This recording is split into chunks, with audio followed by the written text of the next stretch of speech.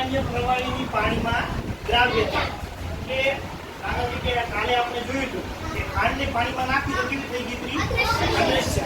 એના સિવાય આપણે નાખી હતી રેતી તો થઈ ગઈ અદ્રશ્ય. એના સિવાય નાખી તો લાકડાનો વેર થયો તો. પછી નાખ્યો તો ચોક પાવડર થયો તો. જ્યારે મીઠું નાખ્યું તો કેવું થઈ ગયું બધા પદાર્થો ઘન હતા. કેવા હતા? પણ આજ આપણે જે બધા પદાર્થો લીધા બધા કેવા છે? કેવા છે? હવે એ પાણીની અંદર મિશ્રિત થાય છે કે નહીં એ આપણે જોવાનું છે. અથવા અમુક જે મિશ્રિત થઈ જશે અમુક મિશ્રિત થાય અથવા પાણીની સપાટી ઉપર તરશે. શું તરશે? આપણે પદાર્થોમાં શું શું લીધું છે? રાઈનું તેલ, લીંબુનો રસ,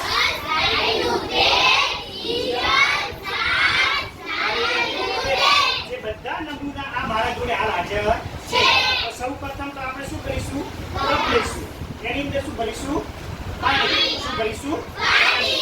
તો એક વિદ્યાર્થી આ કરી દર્શાવ કરો. સાઈડ ઉપર. ચલો આપણે કેટલા કપ લીધા છે?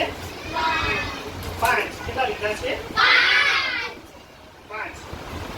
કેમ કે આપણે પદાર્થો 5 લીધા છે એટલા માટે જ આપણે કપ પણ કેટલા લીધા છે? 5. હવે એની અંદર આપણે શું ભરવાનું છે? પાણી.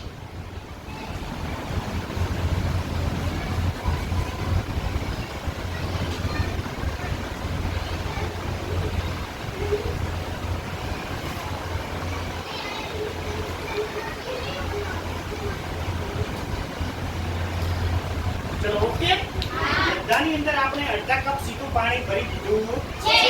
હવે આપણે એની અંદર શું મેળવવા છે? પ્રવાહી પદાર્થ. શું મેળવવાના છે? એમાં પહેલું જ આપ્યું છે આમાં આપણે લીંબુનો રસ, જે આપણે લીંબુ કાપીને તૈયાર રાખ્યું છે.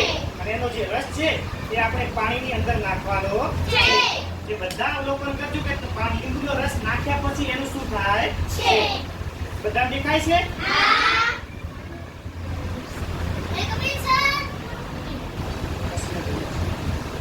ચલો લીંબુનો રસ મિશ્રિત થઈ ગયો કે નથી થયો? પાણી અંદર ભળી ગયો કે નથી ભળ્યો? બીજો લીંબુનો રસ પણ નાખ્યો. દેખો પાણીની અંદર શું થઈ ગયો? ભળી ગયો મતલબ કે મિશ્રિત થઈ ગયો. તો પેલો પદાર્થ જે આપણે લીંબુનો રસ લીધો તે પાણીમાં મિશ્રિત થાય છે કે નથી થતો? બીજો હવે શું લીંબુ છે? રાઈનું. આ શું છે? ચલો એ પણ આપણે પાણીની અંદર નાખીશું.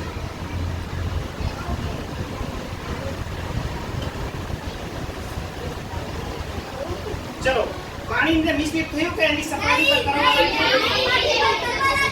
તો મતલબ કે જે આ રાઈનું તેલ હતું એ પાણી અંદર મિશ્રિત થતું પાણીની સપાટી પર તમે જોઈ શકો છો તરવા લાગે છે. બધા દેખાય છે? ચલો તો પહેલો પદાર્થ આપણે જે લીધો તો લીંબુનો રસ તે પાણીમાં મિશ્રિત થઈ ગયો. બીજો લીધો આપણે રાઈનું તેલ જે પાણી અંદર મિશ્રિત થતું ત્રીજું લઈશું આપણે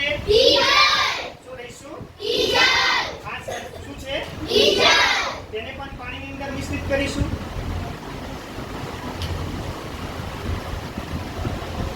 ચલો પાણી અંદર મિશ્રિત થયું. ચલો શું થયું? પાણીની સપાટી ઉપર તરવા લાગ્યું. ચલો બધાને દેખાય છે?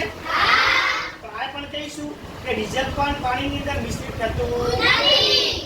3 નમૂના સમજાઈ ગયા? હવે ચોથાની વાત. ચોથામાં શું છે? છાશ. બધા દીધેલી છે? શેમાંથી બને? દૂધમાંથી. રેડી? ચલો એને શું એની શેની અંદર નાખશે? પાણીની અંદર. ચલો આ તો ભળી ગઈ. તો મતલબ કે છાશ પાણીની અંદર મિશ્રિત થાય છે. ચલો પહેલો નમૂનો મિશ્રિત થયો. બીજો, ત્રીજો, ચોથો અને છેલ્લો નમૂનો આપણે શું લેવાનો છે? નારિયેળનું તેલ. એ આ રહ્યો આપણે. રેડી? તેને પણ પાણીની અંદર ચલો મિશ્રિત થયું. ચલો બધા દેખાય છે? તમે જોઈ શકો છો બધા જ પદાર્થો જે આપણે પાણીની અંદર નાખ્યા તે બધાને દેખાય છે?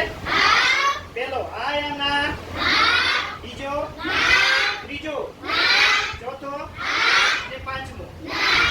તો જે આપણે પ્રવાહીના 5 પ્રવાહી પાણીમાં મિશ્રિત થાય છે અને કેટલા પ્રવાહ પાણીમાં મિશ્રિત થતા નથી. ચલો બધા સમજાઈ ગયું? કમ્પ્લીટ.